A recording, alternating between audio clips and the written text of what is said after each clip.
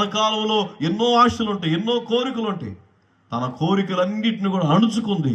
ఏమండి, తొక్కేసింది. ఒక మాట చెప్పాలంటే, ఒక సాధువుగా బ్రతికింది బోయాజు పొలంలో. ఎవరిని వెంబడించాల. ఈ రోజున చాలా మంది జీవితాల్లో ఏమండి ఆత్మీయ నాయకుల్ని, ఈ రోజు నేను బలపరిచిన ఆత్మీయ ఏమండి తండ్రిని విడిచి చాలా మంది రకరకాలుగా ప్రవర్తించేవారు చాలా మంది ఉన్నారు. గొప్పవారు, వాళ్ళు గొప్పవాడండి, ఈయన గొప్పవాడు, వాళ్ళు గొప్పవాడని పరుగులు తీసే వ్యక్తులు అయిపోతున్నారు చాలా మంది. ఆయన దగ్గరికి వెళ్తే అబ్బో చాలా అద్భుతం, ఈయన దగ్గరికి వెళ్తే చాలా అద్భుతం అనుకుంటున్నారు చాలా మంది.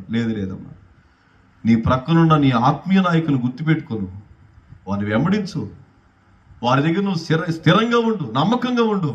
దేవుడు నిన్ను ప్రత్యేకంగా బలపరుస్తాడు. హల్లెలూయా. ఒక దిక్కులేని స్థితిలో వెళ్ళిన రూతు ఏమంటే ఒక పరదేశిగా ఆ పొలంలో జీవించింది. ఒక మాట చెప్పాలంటే, పరదేశిగా ఉన్న రూతుని దేవుడు ఏం చేశాడు, ఒక ఇల్లాలుగా మార్చాడు. ఆ పొలానికి